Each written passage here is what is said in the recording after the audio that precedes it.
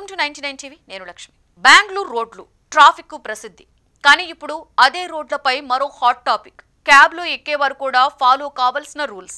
Government పెట్టిన rules కాదు, ఓ cab driver తన కారులో పెట్టిన బోర్డు సోషల్ మీడియాలో వైరల్ అయిపోతుంది.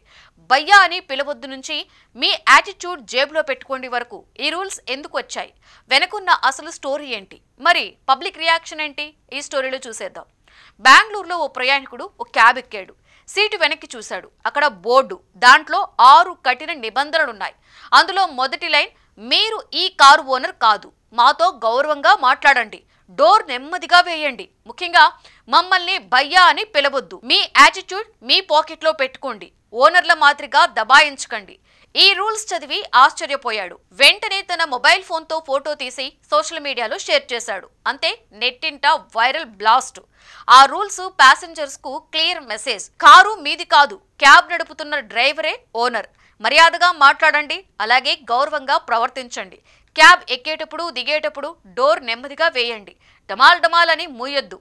క్యాబ్ ఎక్కిన తర్వాత మీ యాటిట్యూడ్ మడిచి జేబులో పెట్టుకోండి, దాన్ని మా ముందు చూపించొద్దు, ఎందుకంటే మాకు ఉచితంగా కానీ ఎక్కువగా కానీ డబ్బులు ఇవ్వడం లేదు. అలాగే స్పీడ్గా వెళ్ళమని అడగొద్దు, ముఖ్యంగా మమ్మల్ని భయ్యా అని పిలవద్దు, మేం సర్వీస్ చేస్తాం, అంతేగాని బానిసల్లా వ్యవహరించలేము. ఈ బోర్డు బయటకు రాగానే సోషల్ మీడియాలో పెద్ద డిబేటు. కొంతమంది డ్రైవర్ కరెక్ట్, సర్వీస్ సెక్టార్లలో గౌరవం మస్ట్ అన్నారు. మరికొందరు అన్నా అన్నా అని పిలవచ్చా అంటూ జోక్స్. మరికొంతమంది ఎక్కువ డబ్బులు ఇస్తే యాటిట్యూడ్ పర్వాలేదా అంటూ ప్రశ్నలు. కానీ ఒకే ఒక్క లైన్ అందరికీ నవ్వించింది. యాటిట్యూడ్ మడిచి జేబులో పెట్టుకోండి అన్నదే ఆ లైన్. ఈ పోస్ట్ వెనుక అసలు మాట, ప్రతిరోజు డ్రైవర్లు ఎదుర్కొనే అవమానం, కస్టమర్లు తామే ఓనర్స్ గా ఫీల్ అయ్యే బిహేవియర్. ఈ బోర్డు క్యాబ్లో కాదు, గౌరవం కోసం పెట్టినటువంటి బోర్డు. అయితే ఇక్కడ ఒకటే ప్రశ్న, మనం రూల్స్ పెట్టే సమాజమా లేక పరస్పర గౌరవం ఇచ్చే సమాజమా?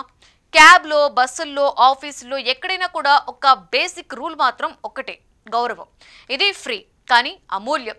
బెంగళూరులో మొదలైన ఈ చిన్న బోర్డు దేశమంతా కూడా పెద్ద చర్చగా మారిపోయింది.